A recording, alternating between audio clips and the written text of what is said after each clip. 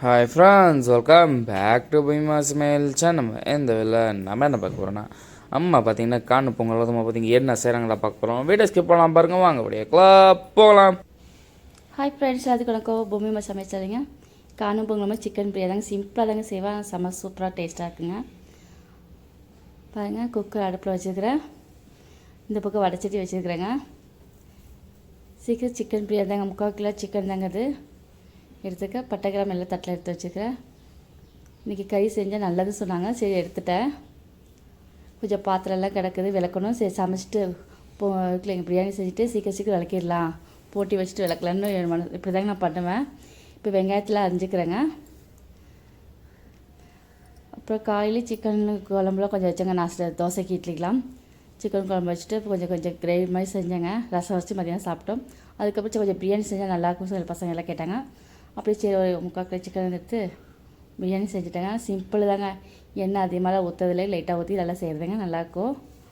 இப்போ வெங்காயத்தில் அரிஞ்சிக்கலாங்க. இது கவட்டைக்காய் மாதிரி வெங்காயம் இருக்குதுங்க, உள்ளுக்கு தண்டு தண்டாக பெருசாக வருது. இல்லை உருண்டைக்காய் வேணால் தான் நல்லாயிருக்கும். இதில் இப்போ வாங்கிட்டாங்க தெரியாமல் இந்த காய். இந்த காய் அரியும் போது நிறைய தண்டு தண்டாக வருது, அது டேஸ்ட் கொஞ்சம் கம்மியாக தாங்க இருக்கும். இப்போ 3/4 கிலோ சிக்கன் நல்லா மஞ்சள் தூள் போட்டு நல்லா கழுவி வச்சுக்கிறேன். பட்டை கிராம் எல்லாம் தேவையான எல்லாம் எடுத்து வச்சுக்கிறேன். இப்போ குக்கருக்கு நல்லா காஞ்சிருச்சு. தேவைக்கிற எண்ணெய் ஊற்றிக்கலாம். ஒரு 5 ஸ்பூன் எண்ணெய் ஊற்றுறேங்க. அதுக்கப்புறம் 2 ஸ்பூன் நெய் ஊற்றிக்கலான்னு விட்டுக்கிறேன். கொஞ்சம் சமையல் ஆயில் கொஞ்சம் கம்மி பண்ணிகிட்டே இருந்தால் நல்லது உடம்புக்கு, அதனால் சரி இப்படி பண்ணிட்டுருக்கிறேன். இப்போ எண்ணெய் 5 ஸ்பூன் ஊற்றியாச்சுங்க. இப்போ நெய் இருக்குல்லைங்க, கொஞ்சம் ஊற்றிக்கலாம். ஒரு 2 ஸ்பூன் அளவுக்கு நான் ஊற்றிட்டுருக்கிறேன். இப்போ பட்டை கிராம் எல்லாம் எடுத்து வச்சுக்கப்போ எல்லாம் போட்டுக்கலாம். இது சிம்பிளாகவும் நல்லா இருக்குங்க, டேஸ்ட் நல்லா இருக்குது பிரியாணி. இப்போ வெங்காயத்தை போட்டுக்கலாங்க. தேவைக்கான வெங்காயம் ஒரு 3 வெங்காயங்க கட் பண்ணி வச்சுருக்கேன், அது போட்டுறேன். நீளமாக கட் பண்ணிக்கிறேங்க. ஒரு தக்காளியில் அஞ்சுக்கலாங்க. தக்காளி ஒரு 5-6 பழம் வச்சுருக்குறேங்க, அது அஞ்சுக்கிறேன். ஃபஸ்ட்டில் தக்காளி நல்லா இருக்குங்க. எங்கள் பாட்டி அப்பத்தெல்லாம் கரைக்கும் போது நல்லா தக்காளி நல்லா கனிவாக நல்லா இப்போ வர தக்காளிலாம் எதுவுமே நசுக்கவே முடியல, அவ்வளோ ஸ்ட்ராங்காக கெட்டியாக இருக்குதுங்க. தக்காளி பிணையவே முடிய மாட்டுது. இந்த மாதிரி அரிஞ்சு மிக்சியில் ஓட்ட வேண்டியதாக இருக்குது. இப்போ பாருங்கள், தக்காளி 4-5 தக்காளி எடுத்து அரிஞ்சு வச்சுக்க. பச்சை மிளகா தேவையான 4 போட்டுக்கோங்க. பச்சை மிளகா உடச்சி தான் போட்டுக்க, 5-6 பச்சை மிளகா, அது மீடியமான காரந்தாங்க. இப்போ எல்லாம் நல்லா வணக்கிக்கலாங்க. நல்லா கொஞ்சம் வந்து தேவைக்கணும் லைட்டாக கொஞ்சம் உப்பு போட்டுக்கலாங்க. தக்காளி லைட்டாக கொஞ்சம் மசியணும். இந்த பக்கம் இருக்குல்லைங்க, காலிஃப்ளவரை ஊற வச்சுருங்களேன், காஞ்சி வச்சு சுடுதண்ணில் போட்டு மஞ்சள் போட்டு வச்சுக்கோங்க.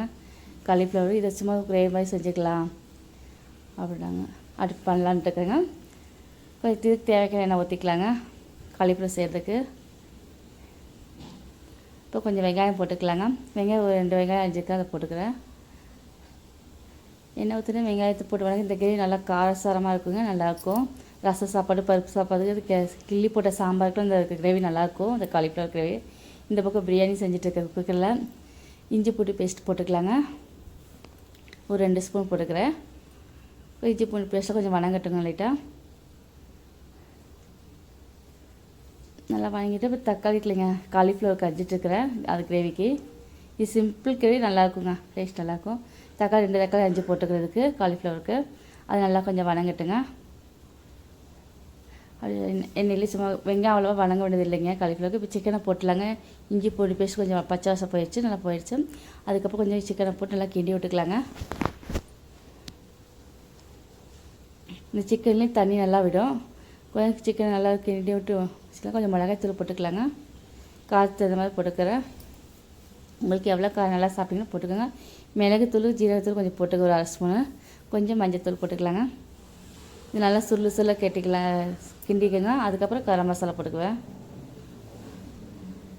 கொஞ்சம் தயிர் போட்டுக்கலாம், தேவைக்கான தயிர் போட்டுக்கிறேங்க. நல்லா சுருள கிண்டுங்க. சிக்கனை தண்ணி வரும்.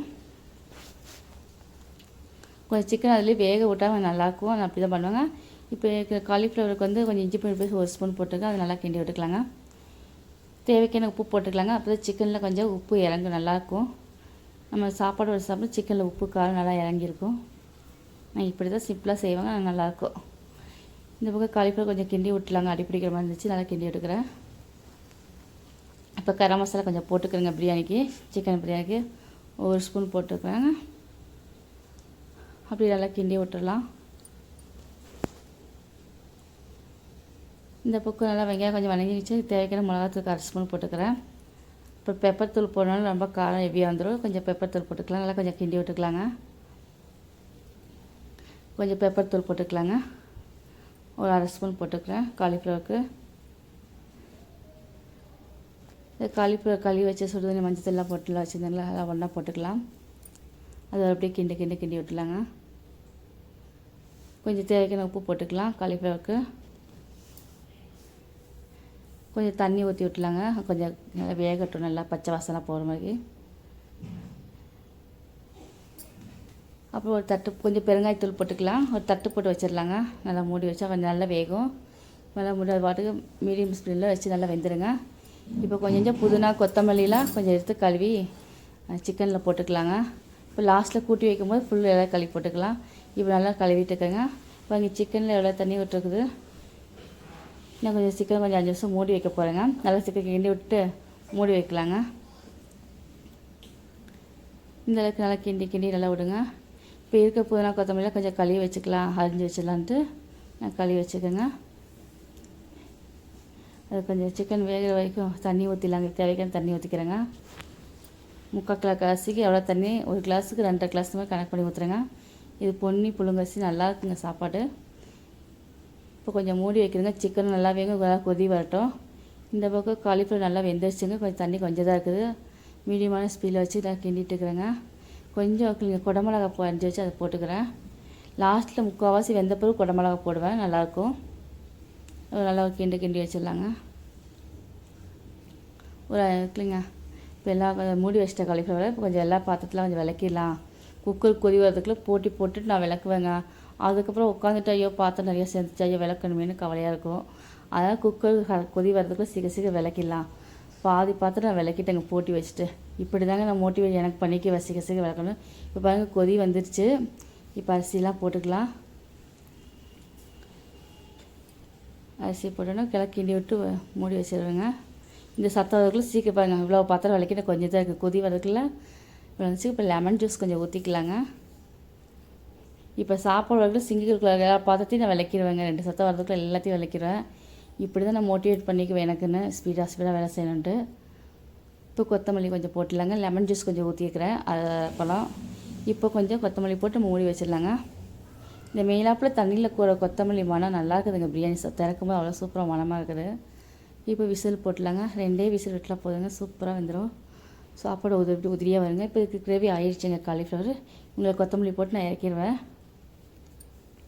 நல்லா கிண்டி வேறு பாத்திரத்தை மாற்றி இப்போ அடுப்புலாம் சீக்கிரம் தொடச்சிடல. சத்தம் வரதுக்குள்ள கடகன்னு விளக்கணும். 4-5 பாத்திரம் இருக்குது. சீக்கிரம் தொடச்சி விட்டு அடுப்பு சத்தம் வந்து கீழே இங்கே உரமாக வச்சுட்டேன். 2 சத்தம் தான் குக்கரு. அடுப்புலாம் சீக்கிரம் தொடச்சிட்டு கிரேவியெல்லாம் மாற்றிட்டு இருக்குங்க. எல்லாம் கையோட பாத்திரத்தை விளக்குனா நல்லாயிருக்கும் வேலை செய்கிறதுக்கு. நீட்டாக கையோ செஞ்சுட்டப்பா அப்படின்னு நிம்மதியாக உட்காந்துக்கலாம். அது மாதிரி தான் போட்டி வச்சுட்டு இப்போ வந்து சத்தம் போயிடுச்சு. பிரியாணி நல்லா வெந்துருச்சுங்க. இப்போ அடியில் நல்லா கிளறணுங்க. கலர் மாறி வரும், டார்க்காக வருங்க. நல்லா கிளறி விட்டு ஒரு ஹாட் பாக்ஸில் மாற்றிக்கிடுவேன். இப்போ சூடாக அப்படி இருக்குங்க. சூப்பரான சிக்கன் பிரியாணி ரெடி ஆகிடுச்சுங்க. ஓகே கேஸ், பார்த்தீங்கன்னா சூடான பார்த்தீங்கன்னா சிக்கன் பிரியாணி ரெடி ஆகிடுச்சு. அப்புறம் பார்த்தீங்கன்னா அதுக்கு பார்த்தீங்கன்னா காலிஃப்ளவர் கிரேவி செஞ்சுருக்கோம். இந்த வீடியோ பிடிச்சிருந்தா லைக் பண்ணுங்கள், ஷேர் பண்ணுங்கள், சப்ஸ்கிரைப் பண்ணுங்கள். தேங்க்யூ ஃபார் வாட்சிங். பாய். மீண்டும் சந்திப்போம்.